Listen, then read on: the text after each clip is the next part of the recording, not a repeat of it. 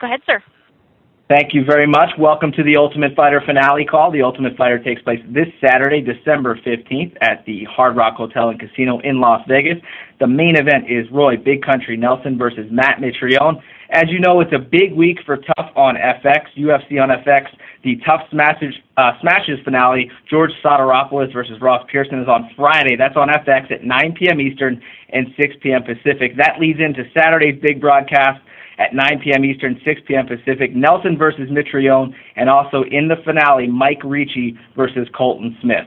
Today on the call, we're joined by Roy, Matt, Mike, and Colton, and we'll kick things off right now. Operator, if you would, let's go ahead and cue for the first question.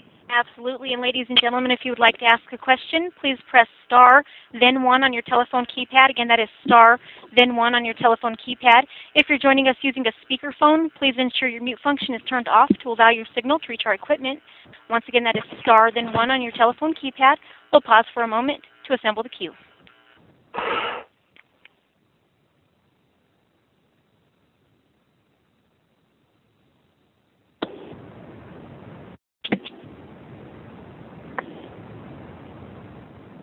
Our first question will come from Brian Heminger with MMAWeekly.com.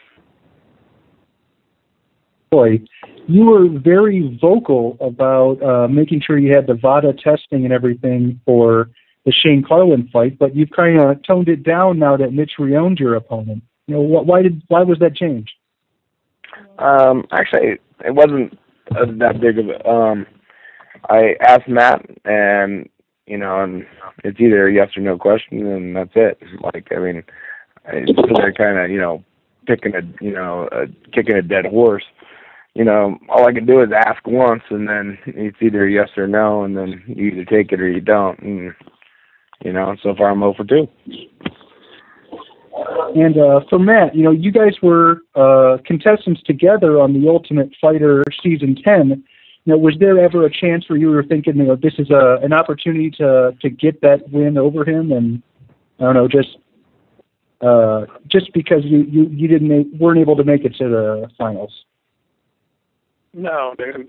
Roy won the Ultimate Fighter. Good job to Roy, and he's had 3.5 years or 3 years or so to develop since then, and so have I. So just kind of our careers just happen to meet now. That's all. All right. Well, thank you, guys. Next, we'll hear from Heidi Fang with MMA Fight Corner. Question is for Matt. It's been over a year since you fought, and is there any way that you think that that'll affect you going into the octagon?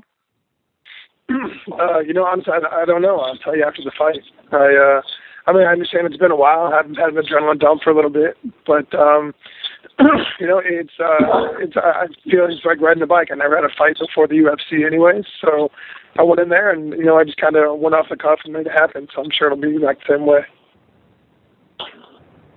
Thank you.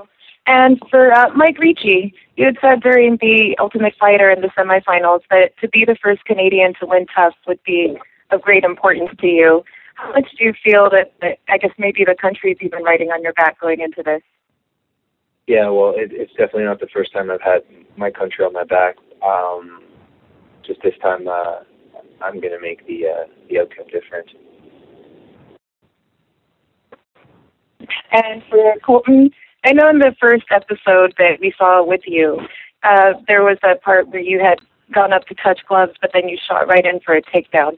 Have you gotten any flack for that? And what do you think about the first impression that you made with the television audience? Yeah, I've gotten quite a bit of flack for that. It wasn't malicious. It wasn't on purpose. My nerves were high. First time fighting out of my element. It happened. I apologize. I knew, obviously it's wrong. I wouldn't do it on purpose or maliciously.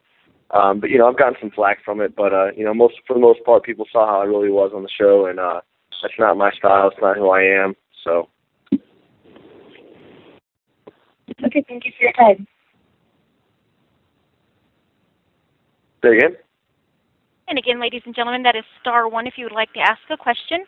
We'll hear from Damon Martin with MMAWeekly.com. My first question is to Roy.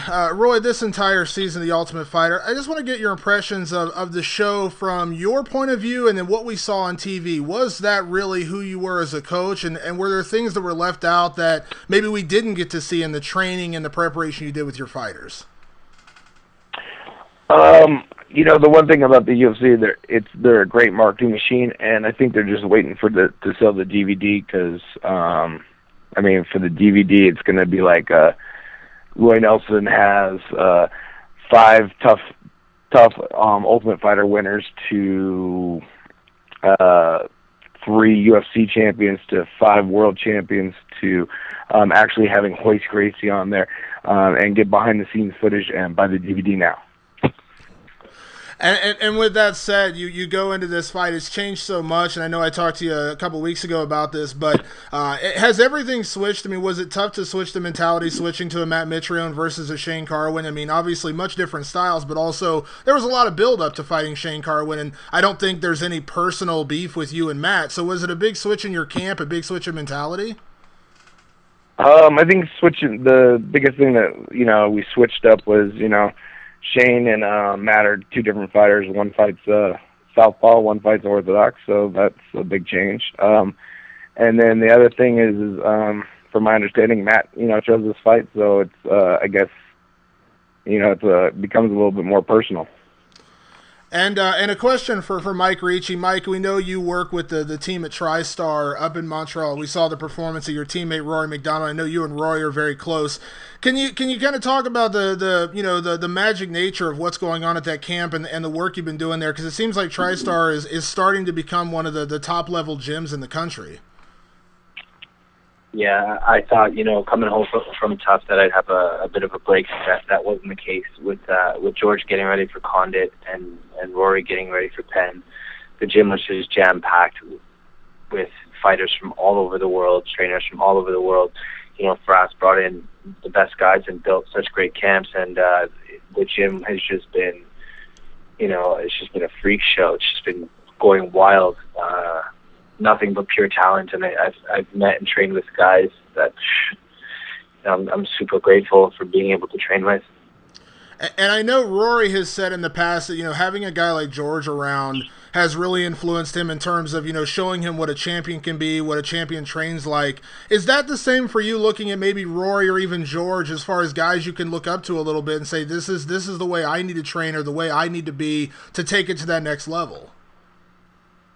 Yeah, it's great being close with Rory, being friends with him. We're always able to sit back and discuss, our opinions on training and what we should be doing, and have the guidance of guys like George and Faraz to help us. So we're always being put on the right path as far as training and everything that has to do with fighting goes. We're always being put on the right path and being taken such good care of.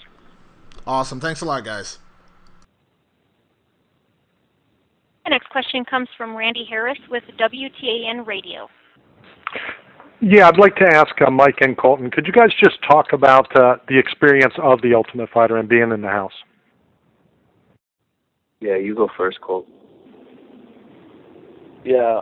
It was a great experience. 16 really good fighters in the house together.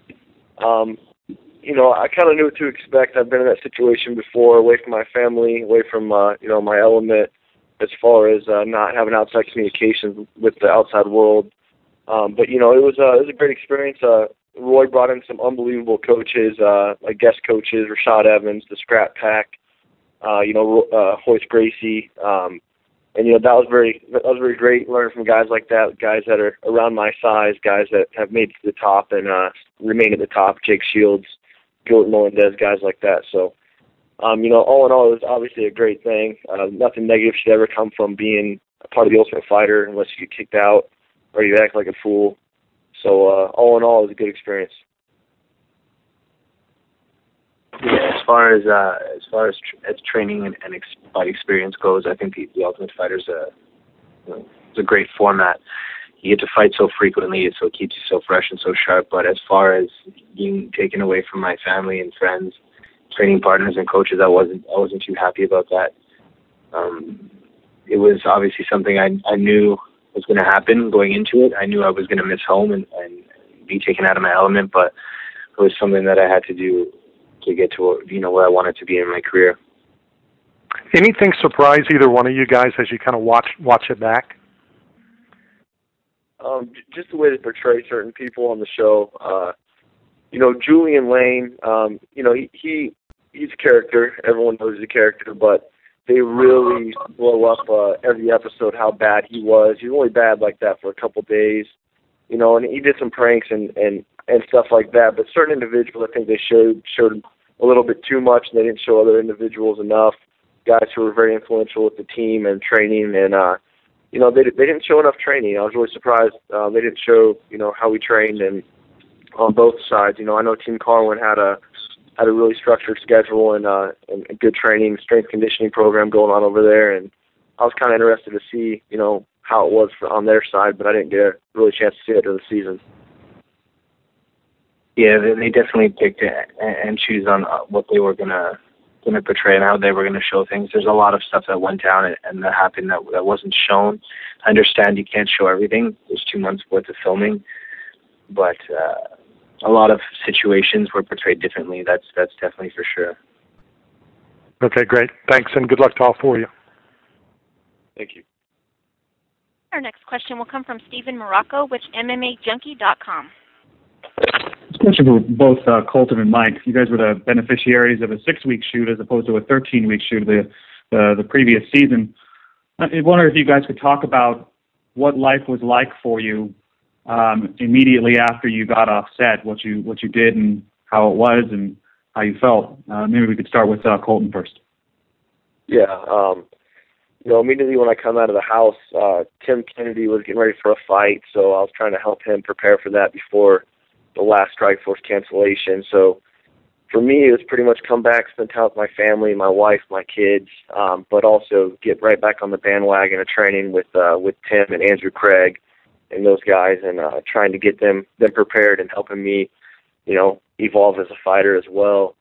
But as far as like the fan press and all that stuff, that was kind of a shock a little bit. Obviously, people constantly contacting you and people come out of the woodworks. But Dana White said it good before we left the house. Dana sat us down and said, before you came on this show, remember who your friends and your family were, and just keep them. Don't worry about all the new people coming into your life.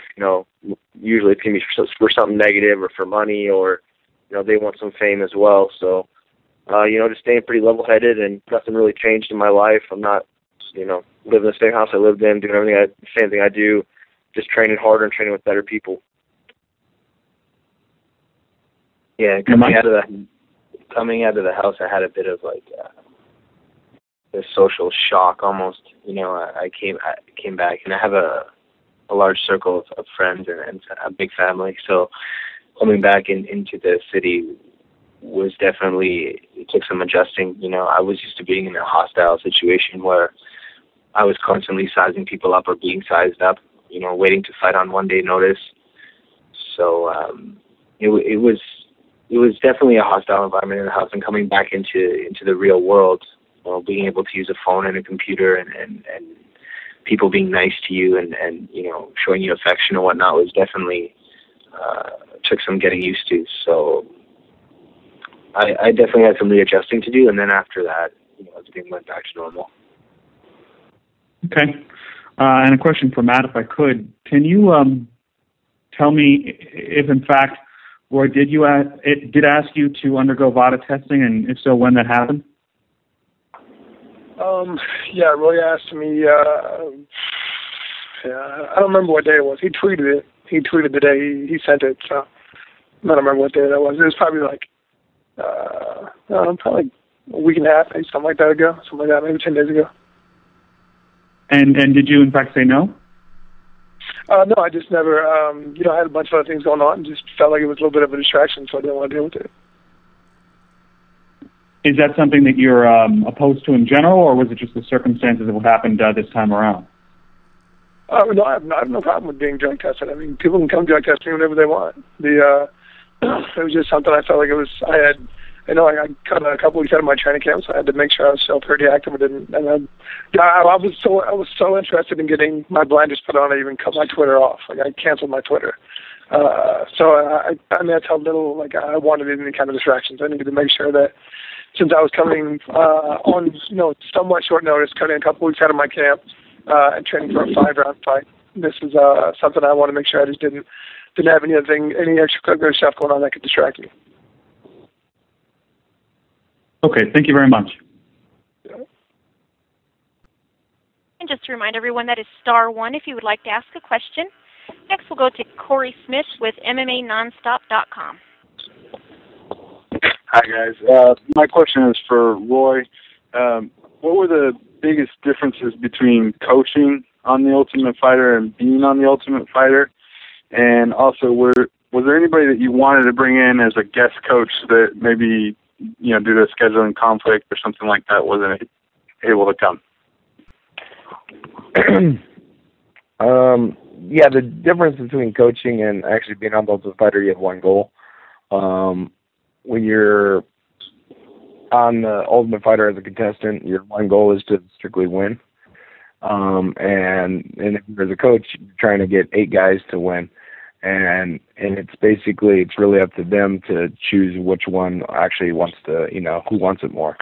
And you can't, give them the heart and the desire to, go out there and do it versus like the other way around. When you're the contestant, you only have to depend on yourself to get the job done.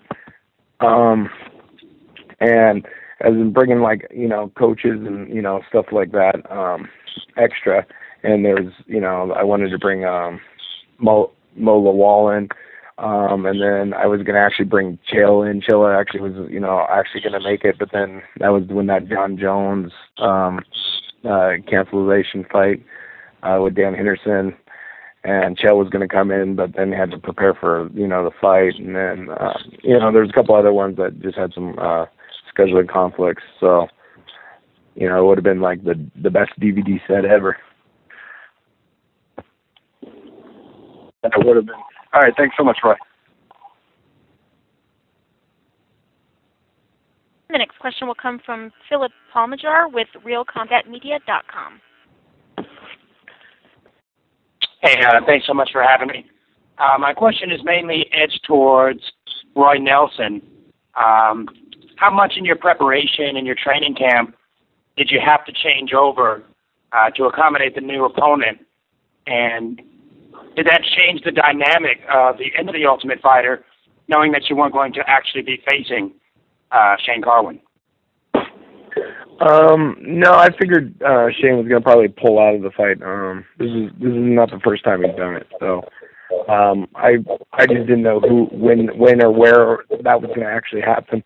But for the preparation of fighting Matt versus Shane is definitely 2 different opponents.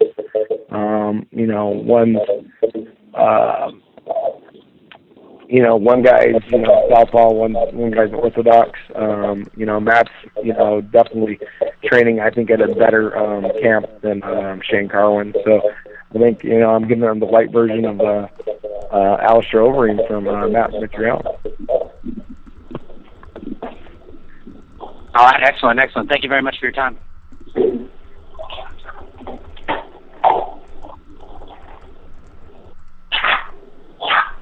And the next question will come from Andy Cotterill with MMA.ca. Hi, this question is, I've actually got a few questions for Mike Ricci. How are you doing today, Mike? I'm doing good, Andy. How you doing? Great, thanks. Coming from TriStar, a gym that's got very strong connections, very strong ties with the Ultimate Fighting Championship, it seems they do quite well in getting their fighters chances to fight in the UFC. Throughout the whole process of the Ultimate Fighter, watching you on TV and in a few interviews afterwards, you've been pretty vocal about how little you enjoyed your experience actually inside the house. Not necessarily talking about the training, but being in the house. In retrospect, are you happy you went through the whole process? And if yes, would that answer have been different if you had not made the finals? Well, obviously, I didn't like the experience regardless, win or lose.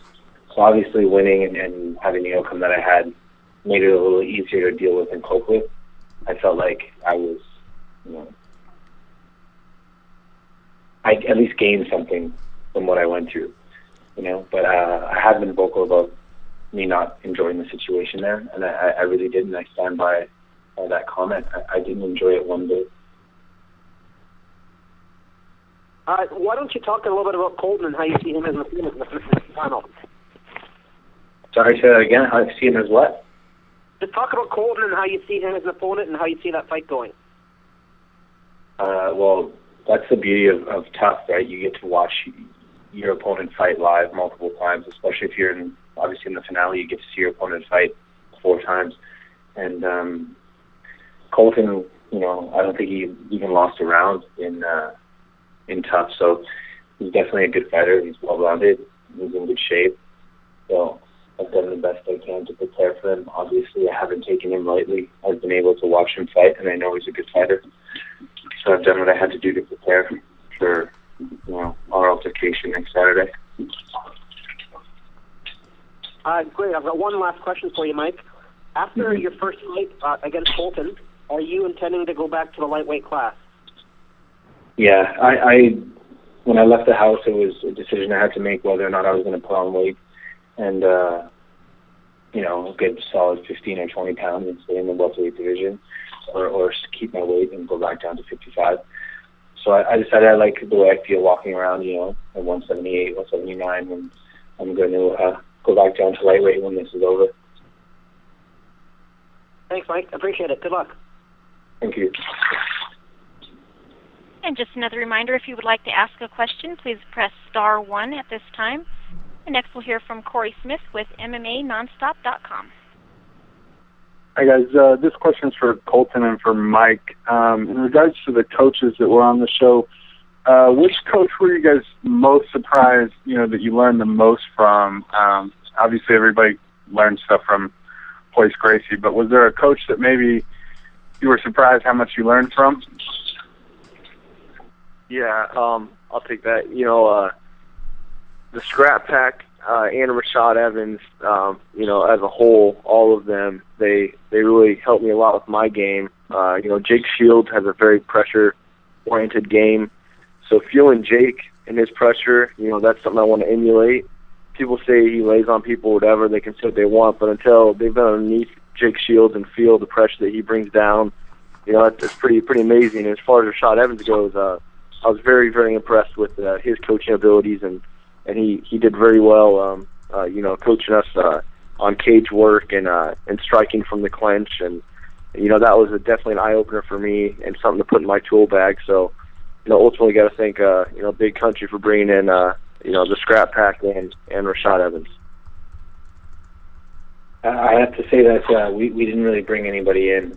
We kept the same team throughout the season. We had Nate Marquardt, Pat Barry, Lisa Bowling, Trevor Whitman, and Shane Carwin, obviously. We had Elliot Marshall as well for jiu-jitsu, and all these guys were just constantly giving us, solid information and great advice throughout the entire show. And I learned a lot more than I expected. Coming from the camp that I come from with such high-level coaches and training partners, I didn't think that I would learn as much as I did, but I did learn quite a bit over there. Okay, great, guys. Good luck on Saturday. Thank you. And there are no further questions in queue. I'll take this time to turn the call back to Dave Schaller for any additional or closing remarks. Danielle, thank you, and also want to say thanks to Roy Nelson, Matt Mitrione, Mike Ricci, and Colton Smith for joining today's call. Before we wrap things up, I do just want to go through the Fight Week schedule in Las Vegas today.